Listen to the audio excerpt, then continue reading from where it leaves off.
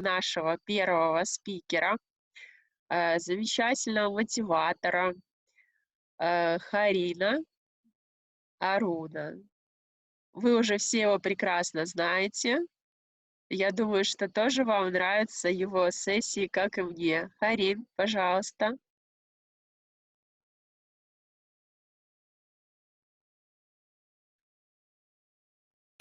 Да, спасибо большое.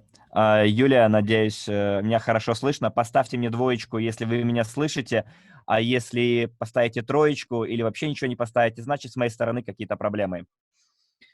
Здорово, вижу, есть двойки. Для меня большая честь сегодня представлять эту сессию в рамках марафона 260. Прежде чем мы начнем, я задам все тот же вопрос, как поживаете. Если все хорошо, можете написать об этом в чате. Если можете написать «хорошо» или «well» по-английски, да, «bene» по-итальянски. Интересно, вы уже сделали свою физическую прокачку, выпили воду, я надеюсь, что да. Также необходимо поблагодарить Вселенную, себя, можете обнять кого-нибудь, кто рядом с вами. Меня зовут Хари Нарун, я представитель лидерского совета, также я топ-менеджер в рамках потребительского сообщества NEMI, являюсь сертифицированным тренером, мастер-профи. Ну и так вы уже знаете все мои регалии, как меня зовут и так далее. Давайте сейчас сразу же перейдем к нашему интервью и посмотрим, кто хотел бы дать нам это интервью и рассказать о том, что же с вами произошло вчера и за день до этого. Хорошо, давайте посмотрим. Наверное, начнем с нашей русскоязычной аудитории сегодня. Итак, давайте посмотрим, есть ли у нас желающие в русскоязычной аудитории. И, пожалуйста, сразу представьтесь, откуда вы, в каком вы ранге, и затем мы уже пойдем дальше по списку вопросов. Хорошо? Итак, есть желающие? Куляш Богозина, вы можете говорить. У нас потом есть еще желающие из итальянской комнаты.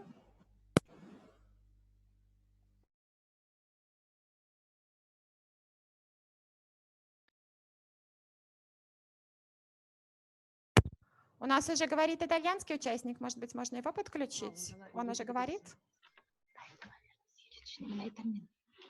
Зачем я подняла руку? Ты мне сказал поднять руку. У нас уже есть итальянский участник, который на связи. Может быть, можно с ним поговорить? Давайте с итальянской, да, раз уже на то пошло.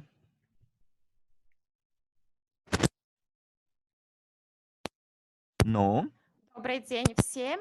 Я Антонио Шеволетто. Я живу в Рагузе. Я сейчас менеджер. Я решила участвовать в этом марафоне,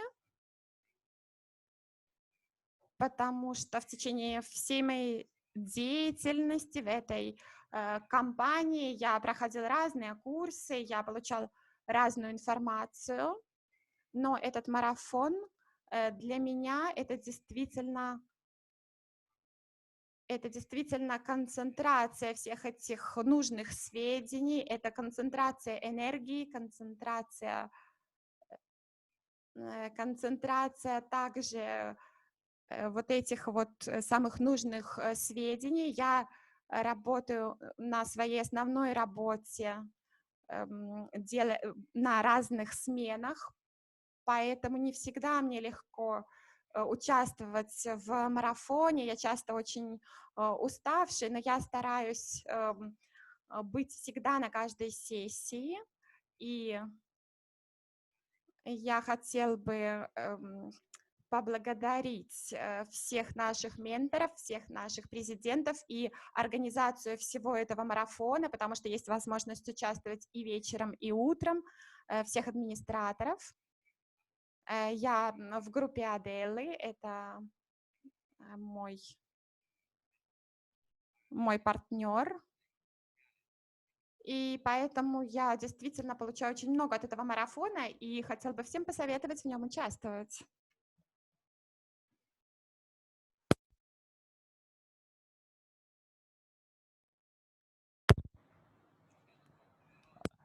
Спасибо. Прежде чем я вам задал вопросы по списку, вы сами на них ответили. Но хотелось бы задать вам вопрос, прежде чем я вас отпущу. Может, попросить рекомендации. Вот, как вы уже говорили, что вы работаете на основной работе и при этом пытаетесь найти время для марафона. Это здорово.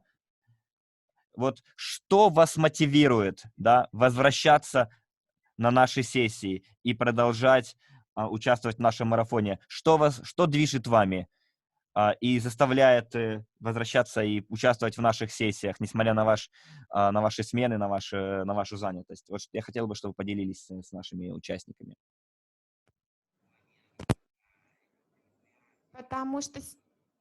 Потому что, конечно, в последние 3 года моя жизнь изменилась в худшую сторону и по семейным причинам. И сейчас я ищу какие-то возможности преодолеть этот тяжелый период. И вот этот вот проект мне в этом помогает, благодаря также и техническим возможностям, которые есть у нашей компании. И, конечно, я ставлю перед собой цель достичь финансовой свободы и иметь возможность помочь всем тем людям, которые верят в меня, но также и тем людям, которые действительно нуждаются в помощи. И я хотела бы также достичь своей мечты.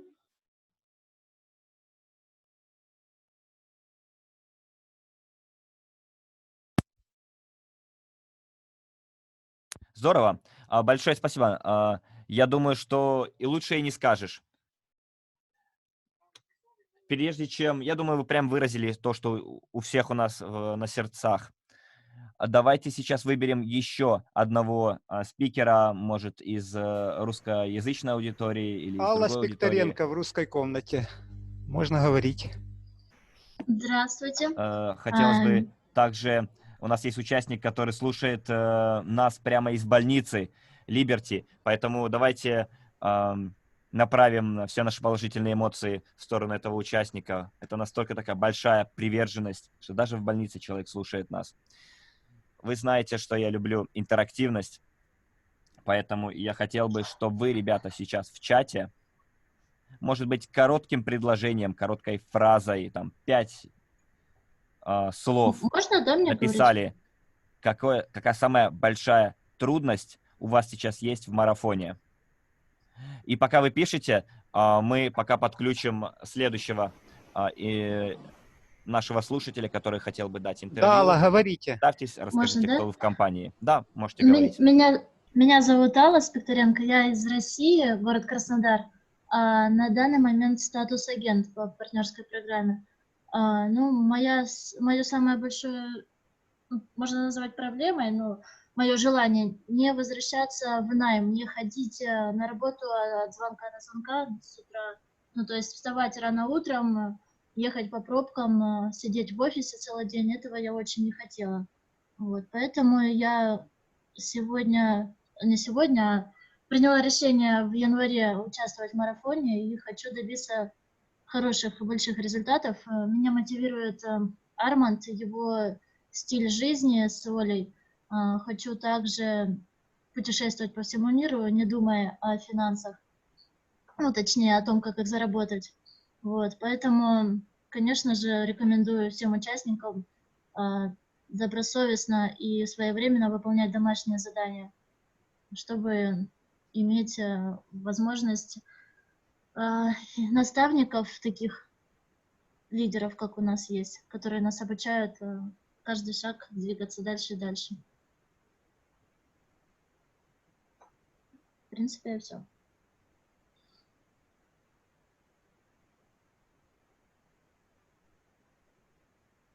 Великолепнейший совет и взгляд в целом на наш проект. Хотелось бы поблагодарить вас за то, что вы набрали смелости, выступили сегодня. И также хочу, чтобы вы стали президентом. Надеюсь, это в вашем коллаже включено. Я вот почитал английский чат и посмотрел, что самая большая трудность – это управление временем. что это вот действительно проблема многих наших слушателей. Так вот, я хочу, чтобы вы, ребята, аудитория, всем, кто сейчас читает чат, дали свои рекомендации, как вы преодолеваете эту трудность. Давайте посмотрим. Одно дело, когда мы вам что-то говорим, коучи, тренеры, а давайте посмотрим, что сама публика говорит. Поэтому, пожалуйста, давайте писать, как вы преодолеваете эти трудности в чатах на своих языках. Хорошо. Пока вы пишете, давайте плавно перейдем к проверке домашнего задания. Так вот, составили ли вы свой план тренингов для вашего региона, а также прописали ли вы план того, как вы будете продавать эти тренинги, школы, в целом наше видение? Давайте на всех языках переключим слайды. Отлично. Хорошо, давайте посмотрим, есть ли кто-нибудь у нас из англоязычного чата, кто хотел бы поделиться. Крис Кросвеллер снова поднял руку. Ты всегда у нас поднимаешь как отличник руку, но дадим слово кому-нибудь другому. Иэн, давай тебя послушаем. Друг, слышишь меня?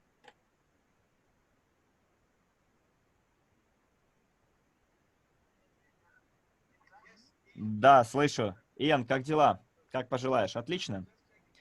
Вот хотелось бы проверить твою домашнюю работу. Я знаю, что ты очень ответственный ученик.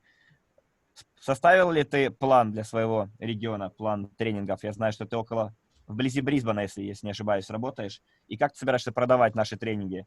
Да, я твердо верю в структурированную систему, и я знаю, что необходимо проводить еженедельные встречи, а также проводить крупные мероприятия.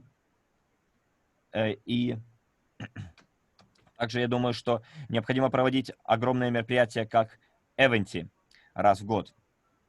И у нас здесь очень много хороших спикеров, которые хорошо разбираются в своих собственных областях, и они всегда готовы помочь нам, если их пригласить на мероприятие. И когда спикер, он рассказывает историю, история — это очень мощный инструмент, у них всегда есть опыт, которым они хотели бы поделиться, а это притягивает людей, привлекает. Здорово. Хорошо, Иэн. А есть какие-то рекомендации, Иэн? Потому что вот домашняя работа была дана в понедельник, возможно, многие люди еще не выполнили. Какой ты совет можешь им дать, чтобы они начали планирование, такое региональное планирование? Как им вот заставить себя сесть и начать составлять этот план? Что скажешь? Ну, на самом деле, лучше собраться командой и поговорить с ними. Посмотреть, может, какие-то у них есть идеи, может, есть какие-то потребности, которые они уже определили. Обговорить и вместе слушать их. Мы же все партнеры, мы все работаем как единая команда. И я думаю, что говорить и слушать — вот самый хороший способ. Может, спросить: ребят, вам надо больше тренингов, может, необходимо больше презентаций проводить. И вместе вы можете прочувствовать этот командный дух. И явно вместе результат будет намного лучше. Ну, спасибо, Иэн, за твой вклад. Действительно хороший совет. Так вот, насколько я понимаю, пользу, которую можно извлечь из совета Иэна, это управление командой или командный дух.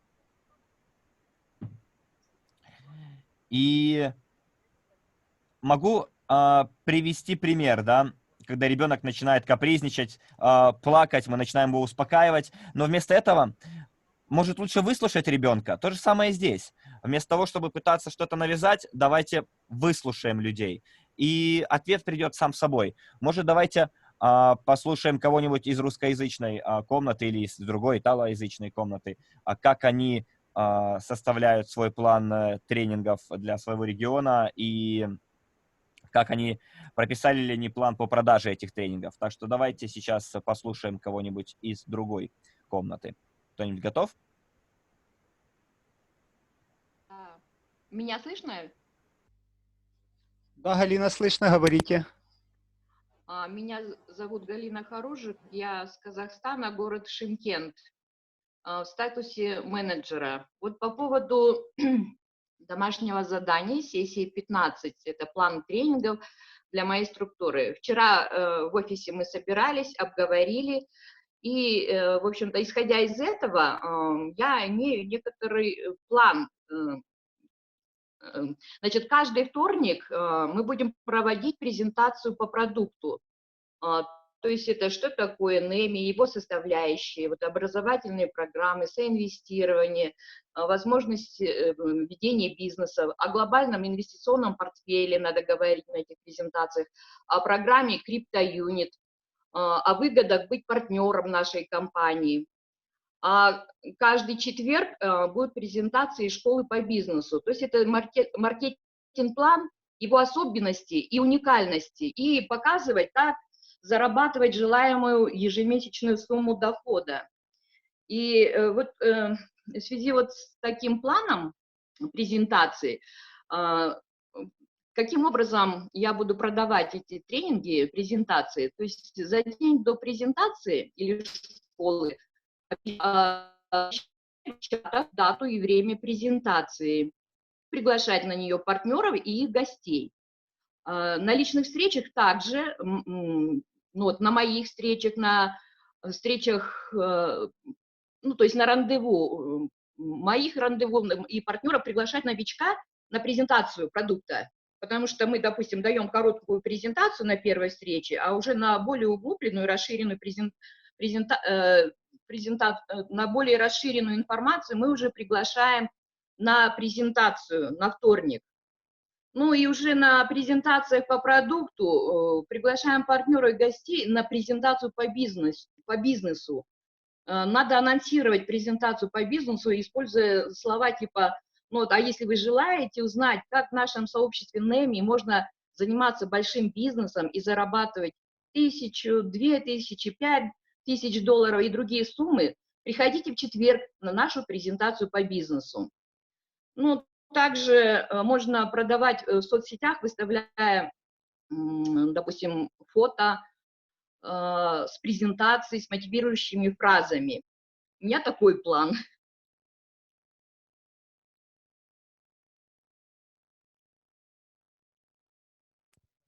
Здорово. Галина, я думаю, что я даже лучше не смог бы это сформулировать. И я вот вижу очень много обратной связи. Ребята, спасибо за интерактивное ваше общение. Спасибо за то, что вкладываетесь в марафон. Галина, большое вам спасибо. Вот только что она сказала, что действительно надо собираться командой, работать командой, и вы выработаете нужный план. Естественно, маркетинговый план тоже одна из наших сильных сторон. Ну и коммуникация. Не забывайте о коммуникации. Это именно распространение нашего посыла и стимулирование заинтересованности. Поэтому, ребята в Казахстане, Галина, желаю вам всего самого хорошего в вашем регионе. Отличная, кстати, возможность для нас сейчас перейти к следующему слайду. Я прошел курс также 8 правил частного инвестора, и сейчас давайте зажжем наш чат. Ребята, я хочу, чтобы вы поставили в чате, написали в чате, а что вы помните из 8 правил частного инвестора, которые прямо засели в вашей памяти, а может одна из 5 заповедей. Давайте напишем, какое правило или что вам больше всего запомнилось из 8 правил и 5 заповедей. Давайте. Я вижу, чат уже начал безумствовать в английском чате. Посмотрю, что русскоязычный чат тоже подтягивается. Здорово. Ребят, отлично. Вместо того, чтобы вам это все говорить, я вижу, что вы и так уже все это знаете. Я вижу, самый популярный ответ у нас распространенный — это откладывать 10%. Действительно, ребята, вы уже сами готовы всех учить по этим правилам. Это уже само по себе успех нашего марафона, поскольку сейчас вы уже готовы жить жизнью частного инвестора и следовать этим правилам. Давайте переключим слайд на всех языках. Следующий. Было бы здорово. Да, вы знаете, не складывайте яйца в одну корзину. Ребят, вы просто великолепно. Можете сами себя похлопать по плечу за великолепно проделанную работу. Молодцы. Итак, сейчас мы переходим, наверное, к самой шикарной теме, которая мне очень нравилась, когда я проходил курсы мастер-профи и когда сам вел эти курсы. Это уровни инвесторов. И все мы здесь, включая меня и всех менторов, и тренеров, и участников, у нас примерно сколько, 320 с лишним человек в английском чате, 300 с лишним в русскоязычном чате. Я уверен, что цифры у нас такие же и в италоязычных, испаноязычных комнатах, и в других комнатах также. Для меня вот самой ценной темой была именно как раз-таки тема уровней инвесторов, поскольку одно из правил, 8 правил частного инвестора — это сохранять дисциплину, соблюдать дисциплину, да, и обучаться. Так вот, инвестиционную дисциплину в том числе. Но мы же должны знать, на каком уровне мы сейчас, правильно? Мы всегда хотим подняться на уровень выше. Если вы согласны, что все хотят подняться на уровень выше, как в жизни, так и в инвестиционной деятельности, поставьте 3, если вы согласны с этим утверждением, и 4, если нет, что мы все хотим подняться на уровень выше. Тогда я буду знать, все ли мы на одной с вами волне. Здорово, вижу очень много троек. Ребят, когда я впервые услышал об этом, я подумал, что, наверное, я где-то на 5-м уровне, инвестор 5-го уровня. Или, по крайней мере, там на 2-м или 3-м. Или мой там отец тоже где-то на 3-м, 4-м уровне. Но оказалось, что ситуация совершенно иная. И прежде чем мы перейдем к обсуждению конкретных уровней, я хотел бы, чтобы вы, ребят, сами себя поместили где-нибудь вот в эту схему и сказали нам, на каком уровне инвестора вы сейчас. Если минус, слушайте, значит, если вы на минусовом, ставьте минус. Если на нулевом — 0. Если на уровне любителя, 1-м уровне, поставьте единичку. Если вы считаете, что у вас есть определенные знания, ставьте 2, умный. Если вы уже такой серьезный инвестор, 3 постоянный. Если вы с богатым опытом, ставим 4. А если вы считаете, что вы уже профессионал, поставьте 5. Вот и посмотрим, как вы себя оцениваете. Здорово. Дадим немножко вам времени, чтобы прописали все свои ответы. Вижу много единичек, 2, 3. 2. Вижу. Даже пару минусов стоит. Хорошо. Кто-то даже 4 поставил. 3, 1. Хорошо. Здорово. Кто хотел бы узнать, что такое инвестор минусового уровня? Наверное, если уже проводить... Давайте переключим в следующий слайд. Я вижу, что очень много ответов. Спасибо за ваше интерактивное взаимодействие. Итак, минусовой уровень. Возможно, это ориентир или отправная точка для многих наших слушателей. Надеюсь, что многие из вас уже немножко выше этого уровня. Ну, кто знает. Если вдруг вы упали и сильно ушиблись, самое главное — найти силы и подняться. А поднявшись, вы уже получили опыт, который вам пригодится в следующий раз. Или может пригодиться. Вот как понимаете ли вы действительно смысл этой фразы? Поставьте 5, если да, и 6, если нет. Так, смотрим. 5. И в русском чате тоже 5. Здорово. Так вот, минусовой уровень — это когда у вас нет совершенно никаких знаний, 0 денег за душой, совершенно не с чем идти, но вы на вашем пути, и, возможно, вы много раз падали, но ничего страшного, ваши падения — это ваш опыт, значит, у вас уже есть хороший багаж знаний и опыта. Вот посмотрите на Андрея Хавратова, у него тоже были взлеты и падения, и человек все равно выбрался. Это очень вдохновляет. Что же такое инвестор минусового уровня? Это человек, который, наверное, больше всего стремится двигаться вперед. То есть ему больше всего необходимо покрыть территории. Ребята, согласны, нет? Наверное, Давайте переключим сразу же к следующий слайд. На всех комнатах у нас там... Итак, минусовой уровень. Я думаю, что это люди, которые всегда хотели заняться инвестированием, но так этим и не занялись. Всегда хотели получить знания, но у них либо страх ими овладевает, они хотят это делать, но не решаются начать это делать.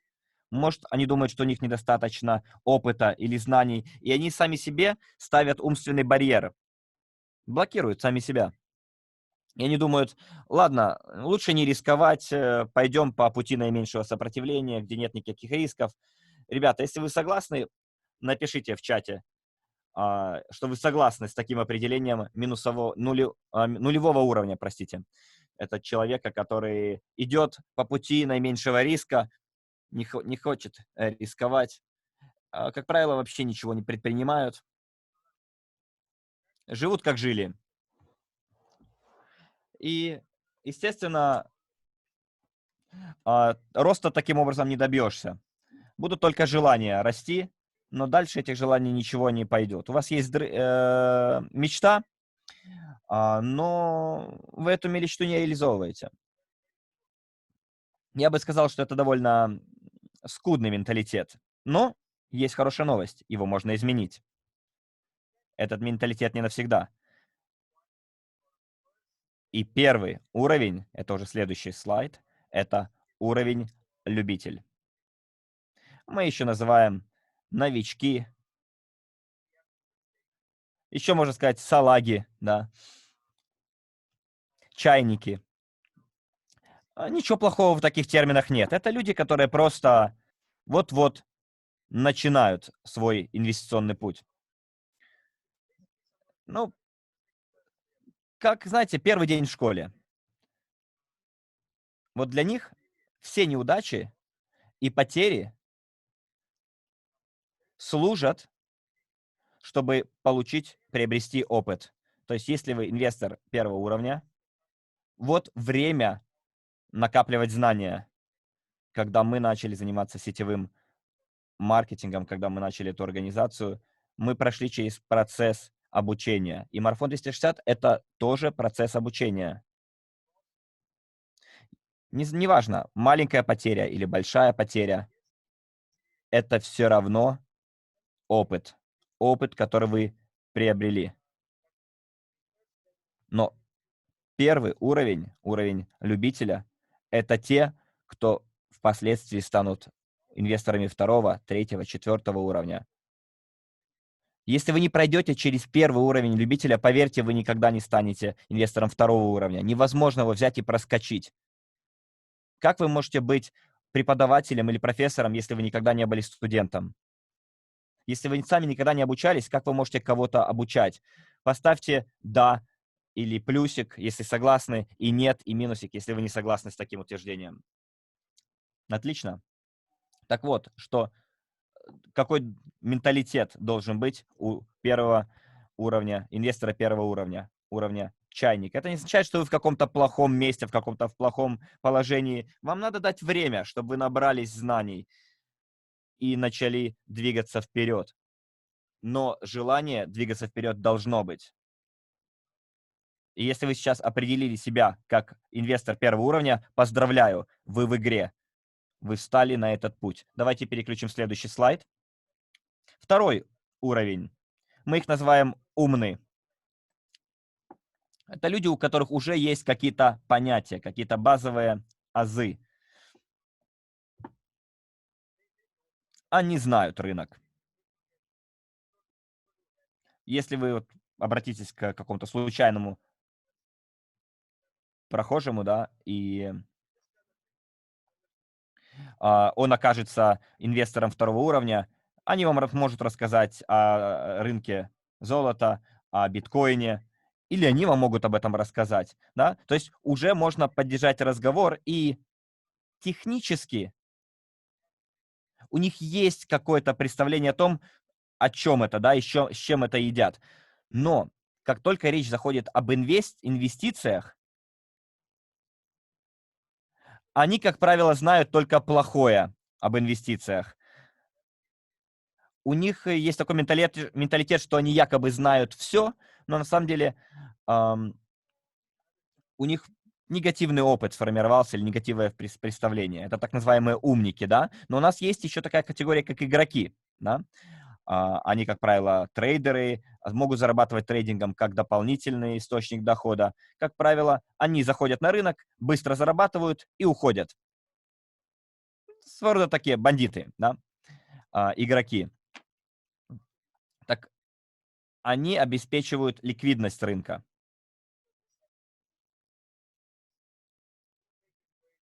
Ну, они могут зарабатывать на покупках, могут терять деньги. А следующая категория – это долгосрочный инвестор. Это люди, которые просчитали все свои риски и инвестируют в долгосрочные проекты. Например, могут в золото, в серебро инвестировать. Как правило, они проявляют осторожность и вкладывают, например, деньги в паевые фонды или там, депозит в банке. Они хотят получать гарантированный доход с минимальными рисками. Может, они могут инвестировать в какой-то там небольшой бизнес. То есть они инвесторы, но долгосрочные, поскольку суммы будут генерироваться не завтра, не послезавтра, а через там полгода, 2, 3, 4, 5 лет. Это долгосрочные инвесторы. Но они все еще на втором уровне.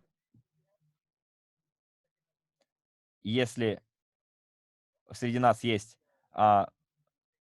участники, инвесторы второго уровня, поставьте плюсик или да. А если вы знаете таких людей, тоже можете написать «Я знаю таких людей». А пока мы переходим к третьему слайду. Третий уровень – это постоянные инвесторы, которые уже в игре и в этой постоянной игре остаются. Это люди, для которых инвестиции – это их хлеб и масло. Они только этим и живут, дышат инвестициями. У них есть знания в области инвестиций, у них есть опыт в области инвестиций. Они очень много теряли, очень много выигрывали. Они знают, что необходимо делать, чего необходимо сделать. Они соблюдают дисциплину. У них есть хорошо разработанный финансовый план, которому они четко следуют. Эти люди всегда обучаются и развиваются. И с радостью могу вам сказать, что в нашей организации есть очень много таких людей. И есть очень много людей в Австралии также, которые являются постоянными инвесторами. И многие люди пытаются быть инвесторами третьего уровня.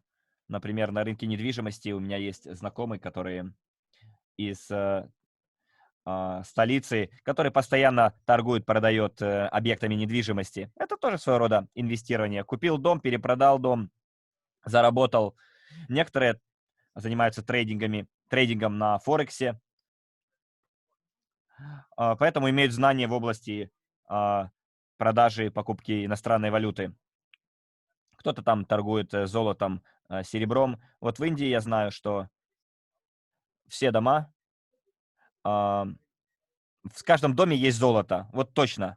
Каждое домохозяйство в Индии имеет какие-то запасы, назовем их золота. Если спросить у них, а почему вы храните золото? Кто-то говорит, ну, для красоты, это может быть ювелирное изделие. А многие хранят его как долгосрочная инвестиция. Но в нашем современном мире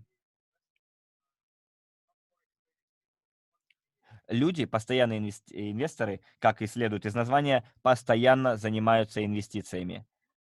Именно этим занимаются многие члены нашей организации. Если вы уже на этом уровне, поставьте пятерочку. Или если вы хотите стать инвестором третьего уровня и выше, поставьте пятерочку, а если нет, то шестерочку.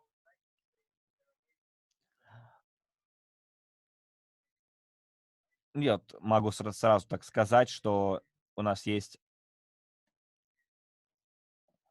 немного. Есть такие люди, но их немного. Инвесторов, которых мы называем опытными инвесторами. У них есть свой портфель. Это может быть, они участвуют в IPO, они участвуют в ICO, они понимают полностью все за и против инвестиционного каждого инвестиционного инструмента.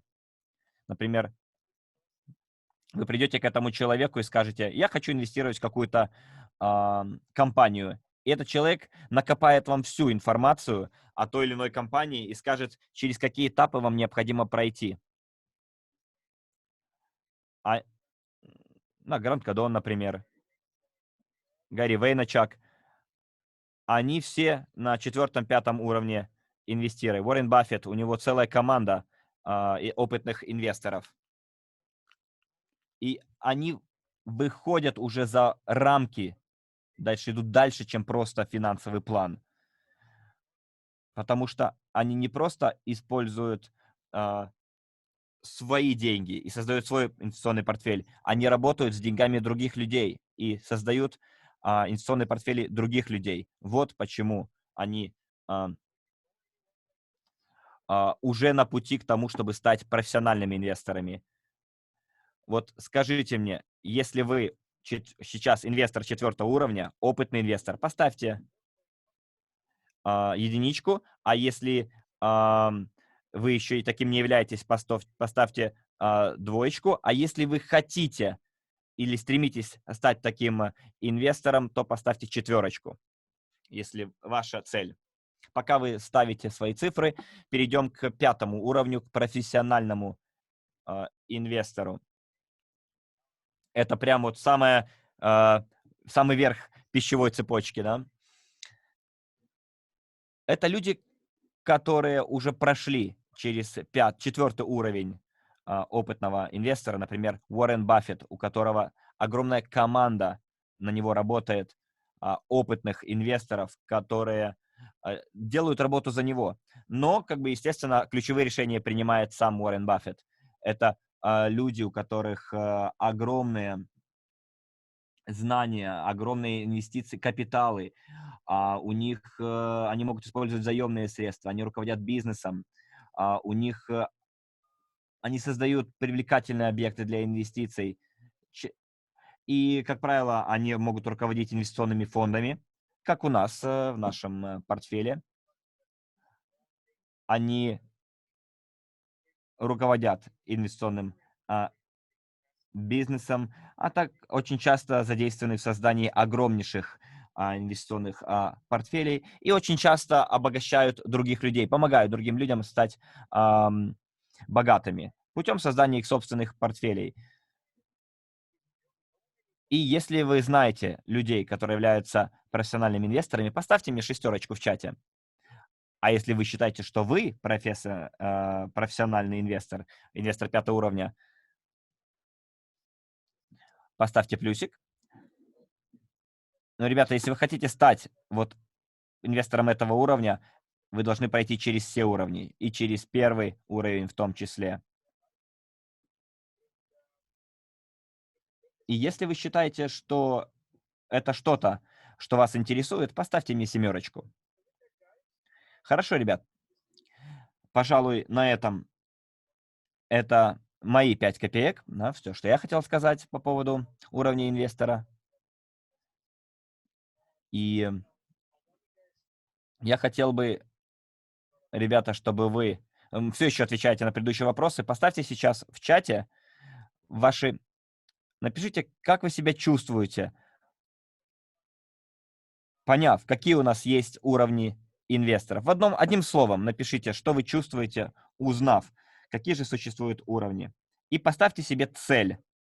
Давайте к концу марафона 260 напишите, инвестором какого уровня вы хотели бы стать. Это может быть от 0 до 5-го уровня. Вот и посмотрим, насколько у нас амбициозные участники и насколько вы прониклись духом инвестирования и где бы вы хотели, какое место вы хотели бы занимать в мире инвестиций. А сейчас с большим удовольствием хотелось бы представить доктора Лидию.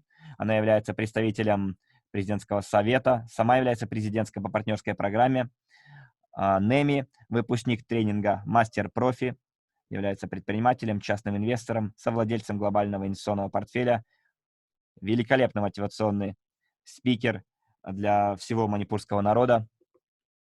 Также является членом Ассоциации «Генералы мира за мир». И хотелось бы сейчас пригласить одного из великолепнейших лидеров, доктор Лидия. Вам слово. И большое спасибо, что вы были такой хорошей аудиторией. И держите планку. Держим планку, народ. Так, доктор Лидия, вам слово.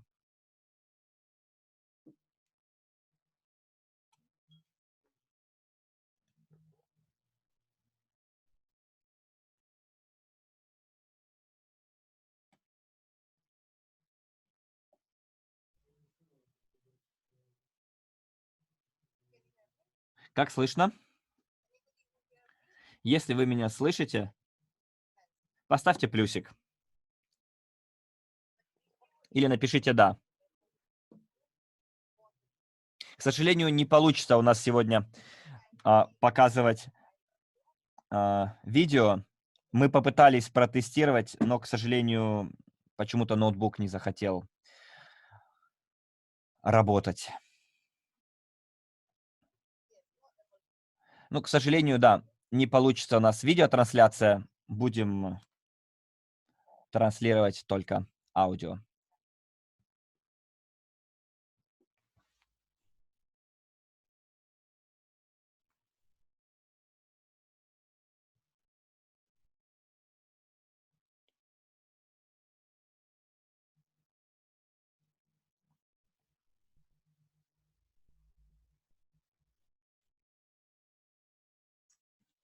Ну, у нас появилось видео в английской комнате. К сожалению, в русскоязычной, возможно, не получится. Ну, посмотрим.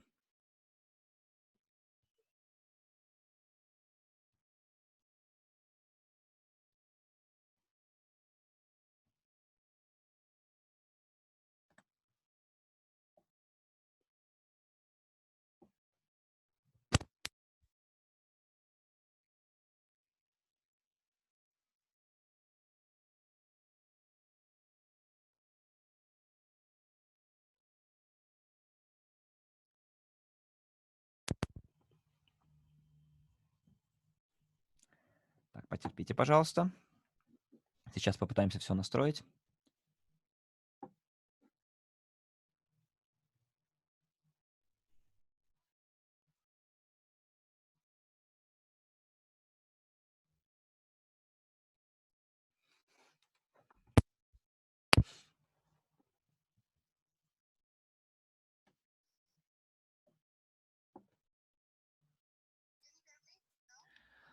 Как слышно сейчас? Еще раз проверка. Отлично. Хорошо. Дайте мне еще одну секундочку, пожалуйста.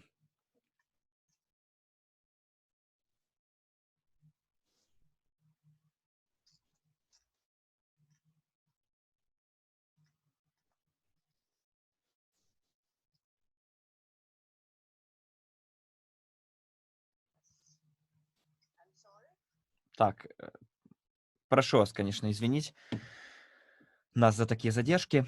Ну, вроде как все сейчас уже пошло. Отлично. Извините, пожалуйста, и начнем. Добрый день. Или доброе утро, или добрый вечер всем присутствующим. Меня зовут доктор Лидия Ойнан. Я думаю, что Харин и так уже меня представил со всеми моими регалиями. Если вам понравилось то, как Харин рассказал нам о уровнях инвестора, если посчитали, что это действительно хорошая презентация, поставьте, пожалуйста, плюсик. Я хотел бы посмотреть вашу обратную связь. Отлично, здорово.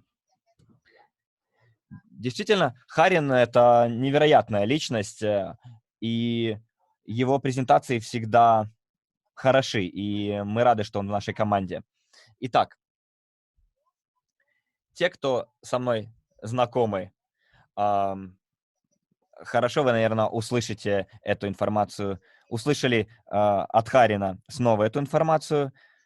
И те, кто не знают меня, вы можете прочесть, кто я такая, на слайде. И, наверное, мы перейдем к следующему слайду. Спасибо большое. Итак, сегодняшняя тема моей презентации очень интересная тема, которая касается составления финансового плана. Основы составления финансового плана. Что же это означает? Если вы хотите достичь все свои цели и желания в своей жизни, у вас просто обязан быть финансовый план. Согласны ли вы с этим?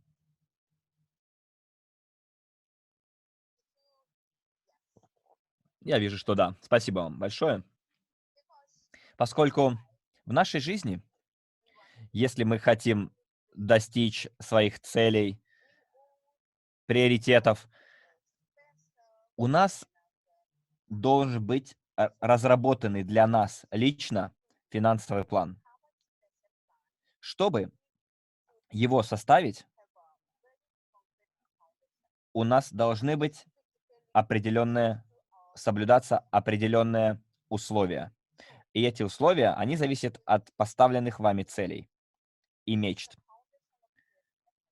Поэтому сегодня мы будем с вами говорить об основах составления финансового плана. Мне эта тема очень нравится, поскольку я сама осознала, что это ключевой момент на пути достижения поставленных целей. Сперва у нас должен быть конкретный фундамент. Фундамент, как я уже говорила, состоит из наших целей. Я могу повторяться, но это очень важно, поэтому повторение мать учения. Так вот, какая же цель составления плана? Во-первых, вы формируете капитал для получения пассивного дохода. Я думаю, что не найдется ни одного человека, который бы сказал, что мне не нужен пассивный доход. Неважно, работаете вы или не работаете, пассивный доход означает, что деньги продолжают поступать. И поэтому давайте проверим, есть ли у нас желающие получать пассивный доход. Поставьте единичку, если вы хотели бы иметь источник пассивного дохода. Здорово. Хорошо, значит, мы договорились. Все хотят иметь пассивный доход. То есть цель составления плана, первая цель, это именно обеспечение источника пассивного дохода. Второй момент, как вы видите, это накопление на обучение детей. Я сама мать 3 детей. У меня 2 прекрасных дочери мои, принцессы, и 1 сын, мой маленький умненький принц. Конечно же, все родители хотят, чтобы их дети получили лучшее образование. Вы, наверное, хотели бы направить своих детей в лучшую школу или лучший университет или институт. И, возможно, вы хотели бы, чтобы ваши дети учились вообще за границей. Естественно, для этого необходимы финансы. А финансы происходят от финансового плана. Все взаимосвязано. Я думаю, что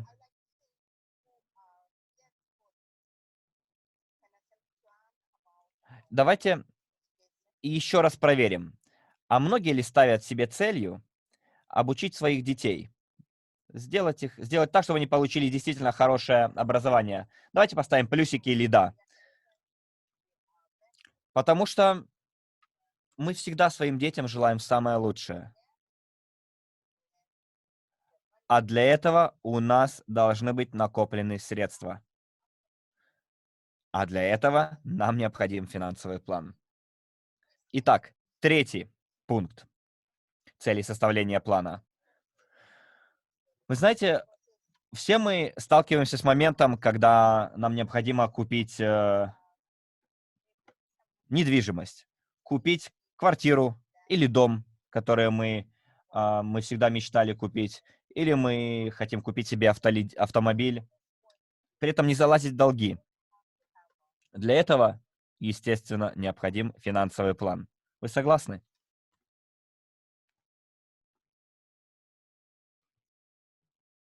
Спасибо. Спасибо большое за обратную связь.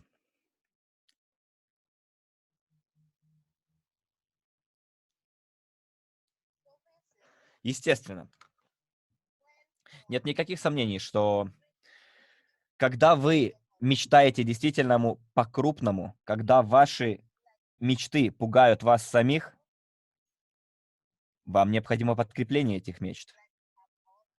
У некоторых из нас мечтают открыть собственный бизнес. Когда я говорю бизнес, это может быть, например, открытие компании, какого-нибудь агентства, предприятия. Для каждого бизнес может значить свое собственное начинание. И вновь же, чтобы открыть свой бизнес, заниматься своим любимым делом, своим любимым бизнесом, вам нужен финансовый план. И финансовый план еще нужен. И это очень важно для того, чтобы мы могли себе обеспечить пенсию. Очень часто пенсии может не хватать, а ваш финансовый план сделает, благодаря вашему финансовому плану, у вас будут пенсионные накопления. Также одной из целей финансового плана может быть ваше желание оставить вашим потомкам, вашим детям капитал в наследство. Довольно благородная цель. Она у нас последняя по порядку, но не по значению. Поэтому, если вы тоже преследуете эту цель, поставьте, пожалуйста, плюсик или «да» в чат. Вот это и есть основы, фундамент составления финансового плана.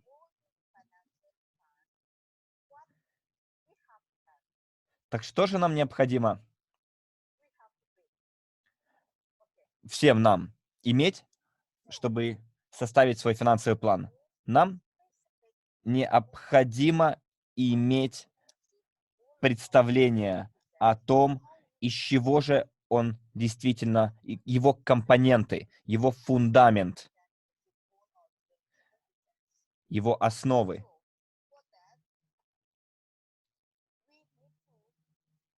А для этого нам необходимо... Сейчас, подождите. Поправлю камеру. Но, к сожалению, наш русский чат этого не видит.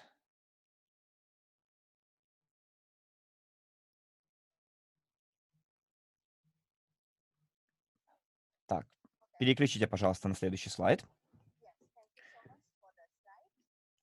Вот сейчас мы уже и переходим непосредственно к составлению финансового плана.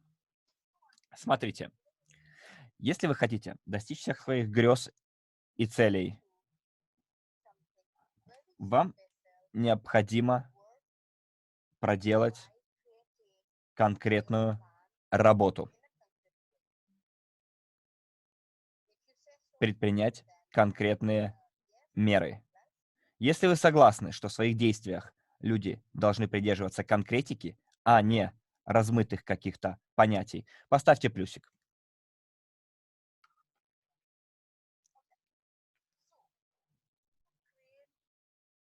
Итак,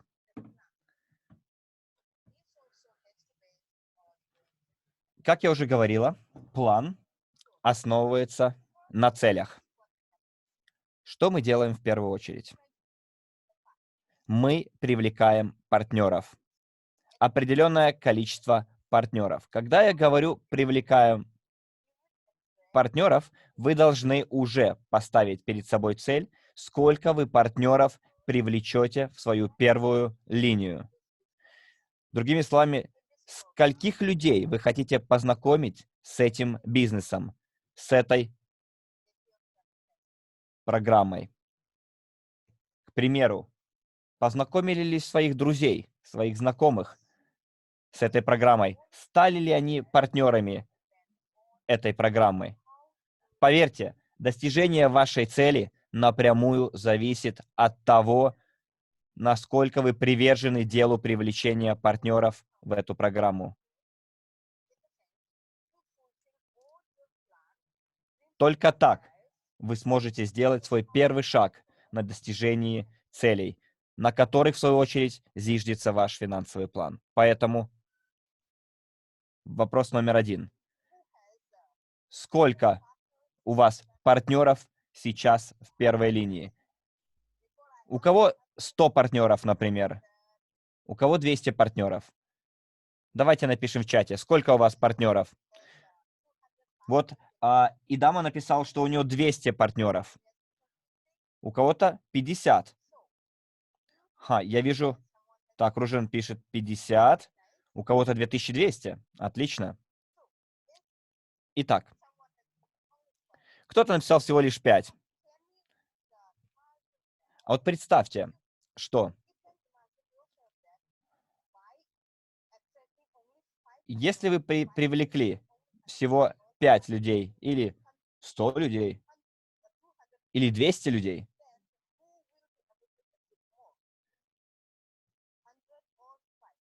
как вы думаете, кто достигнет большего? Те, кто привлек 100, или те, кто привлекли всего 5 людей? Как вы считаете? Конечно же, те, кто привлек 100 людей. Потому что чем больше вы привлекаете партнеров, тем ближе вы к своей цели. Второй момент в составлении плана. Вы должны определить объем инвестиций. Сколько вам необходимо привлечь. А это, в свою очередь, будет зависеть от того, как вы проведете презентацию, как вы познакомите своих партнеров с этим бизнесом, насколько вы сможете их зацепить.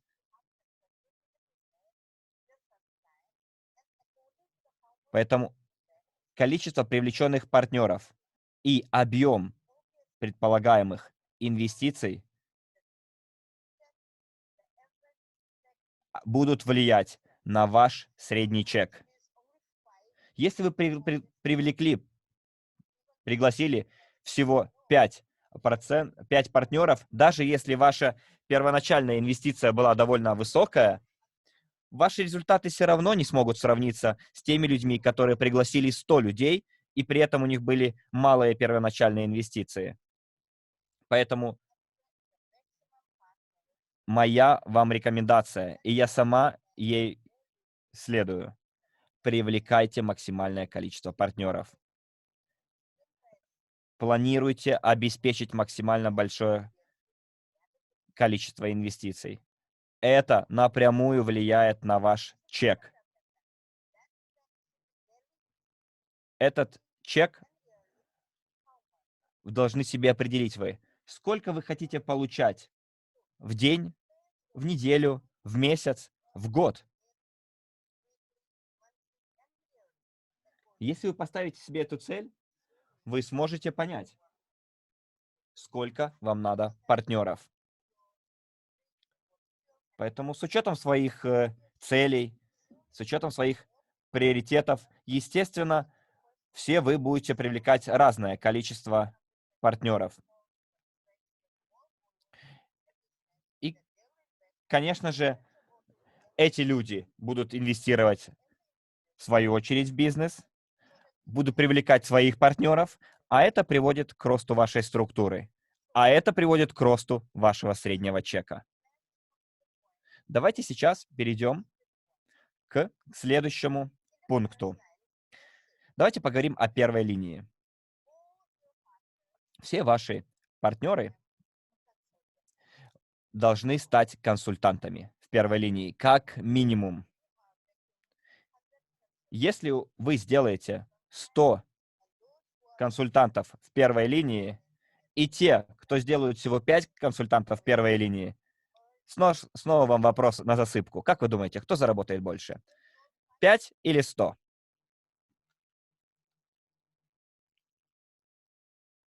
Так, вижу, люди отвечают. Конечно же.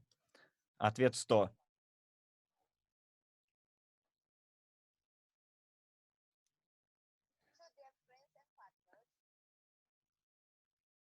Итак, дорогие партнеры, с сегодняшнего дня,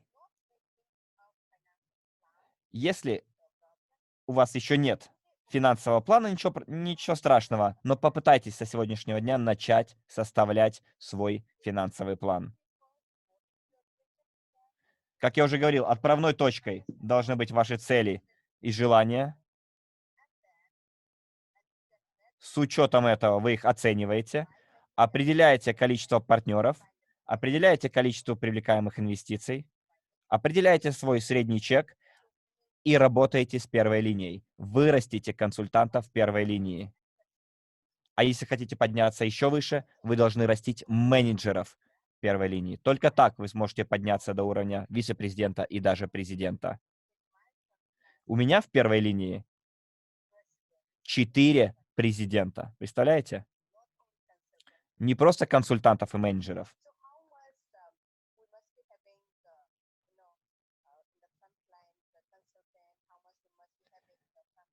Вы можете определиться, сколько у вас должно быть консультантов, менеджеров в первой линии, но всегда устремляйте свой взор максимально высоко, на максимально большие цели и объемы.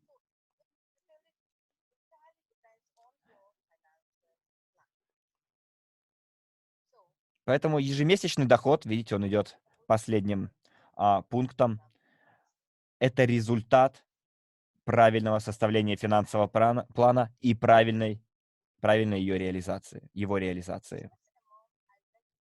К примеру, вы говорите, сегодня в этом месяце я хочу заработать столько-то и столько-то, поскольку у вас есть определенная цель, которая требует определенной суммы денег. И вы говорите, что для этого мой ежемесячный доход должен быть определен там X сумма. Например, вы хотите $1000 зарабатывать или $2000 или даже $5000.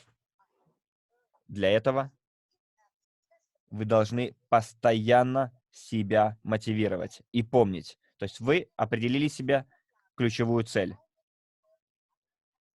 И вы идете уже по обратному пути. Снова начинаете просчитывать, сколько привлеченных партнеров или сколько привлеченных инвестиций вам обеспечит поставленную вами цель.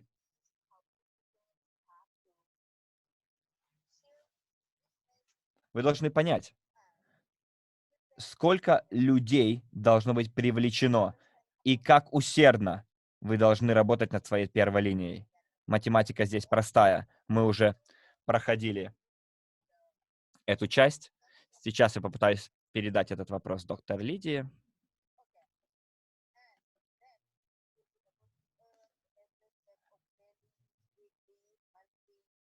И только так вы сможете обеспечить свой ежедневный, еженедельный и ежемесячные доходы.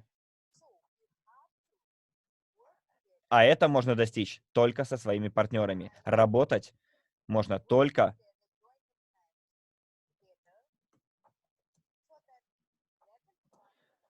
при работе в команде. Помогайте, максимально помогайте своим партнерам, стать консультантами. Вот я передал, кстати, Дмитрий, ваш вопрос, чтобы Лидия поделилась своим примером.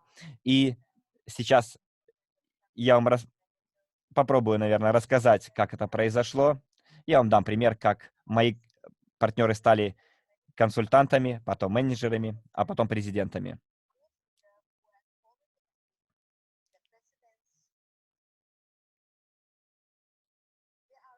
Те люди, которые становятся президентами, это люди, которые всегда готовы сделать, что от них требуется. И неважно, какими перед ними стоят препятствия. Мы всегда садились со своей командой вместе и вместе прорабатывали свои цели, вместе прорабатывали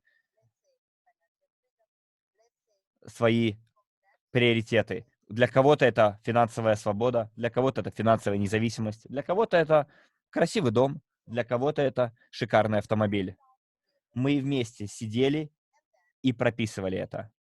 А затем мы проводили встречу, совещание. Мы вместе определялись, какие тренинги, какие совещания мы будем посещать.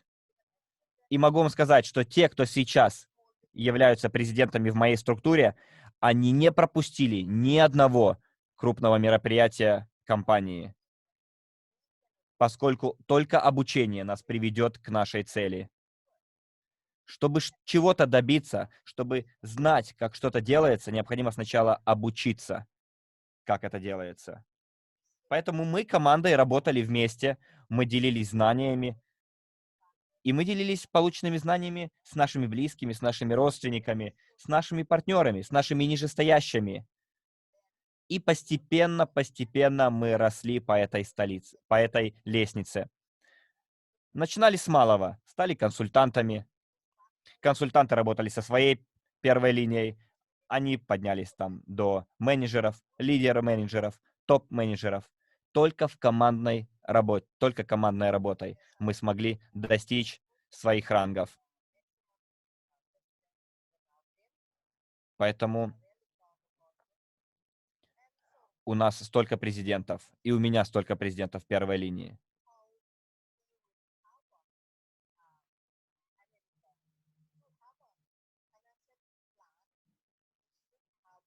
Поэтому возвращаемся к тому, что было сказано в самом начале. Финансовый план, любой план должен иметь основу, а финансовый план должен непременно иметь этот фундамент. А как я уже говорила, этот фундамент будет зависеть от того, какие вы поставили перед собой цели, а именно количество привлеченных партнеров, количество привлеченных инвестиций, рассчитываемый средний чек, работа с консультантами в первой линии, работа с консультантами, чтобы они стали выше, менеджерами, топ-менеджерами, лидерами-менеджерами. Пожалуй, сейчас время уже перейти к следующему слайду. И мы сегодня уже имеем домашнее задание номер 16. Поэтому к этому моменту вы уже должны были закончить или приближаться к завершению 15 домашних заданий. С чем же я хочу с вами, что вам хочу сказать? Если вы закончили домашнее задание номер 15, уже самое время начать сегодняшнее домашнее задание, которое гласит прописать 8 правил частного инвестора на память. Что это означает на память? Это не означает взять, поискать где-нибудь в интернете, в вашем бэк-офисе, в кабинете, найти эти 8 правил и списать их с экрана. Нет. Постарайтесь прописать их на память, покопаться в глубине вашей памяти, если вы еще их не запомнили, и достать их оттуда. Поэтому пропишите их из головы. Что вы запомнили?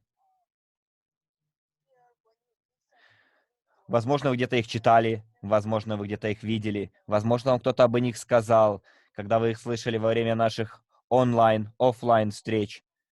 Пропишите то, что вы запомнили. Постарайтесь не жульничать.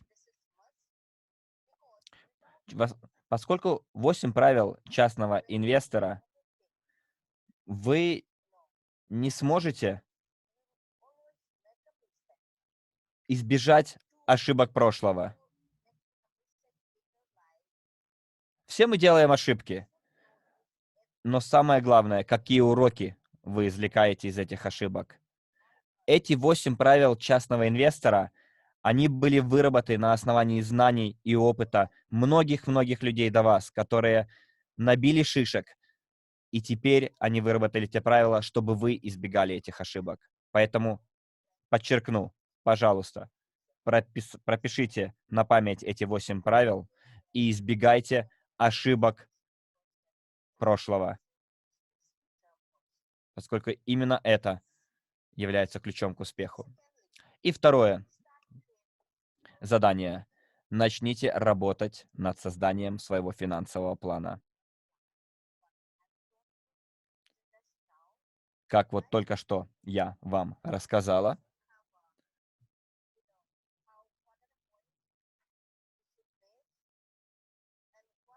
Вы помнили пункты. Это составление финансового плана. Вы помните, что финансовый план, повторяюсь, зиждется на целях, первоначально поставленных вами. Вы должны вспомнить, может быть, обратитесь к своей пирамиде целей, может, обратитесь к своему коллажу. Вспомните свои цели. Вспомните свои приоритеты.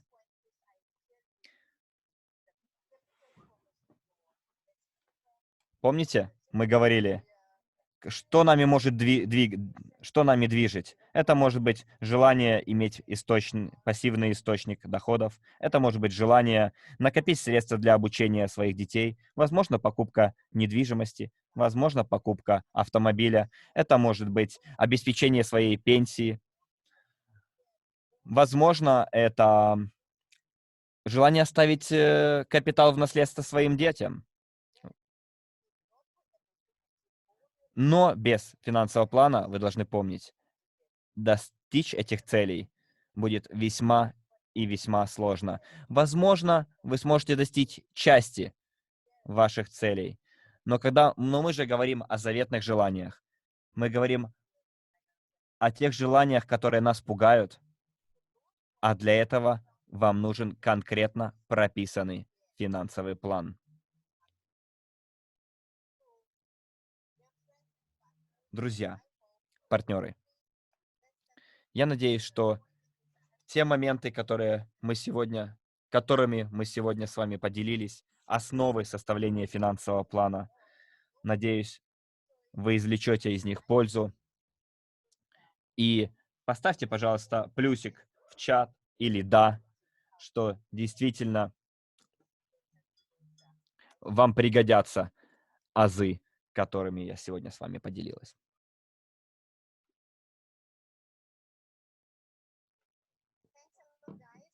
Здорово. Благодарю. Друзья, и прежде чем мы закончим уже сегодняшнюю сессию,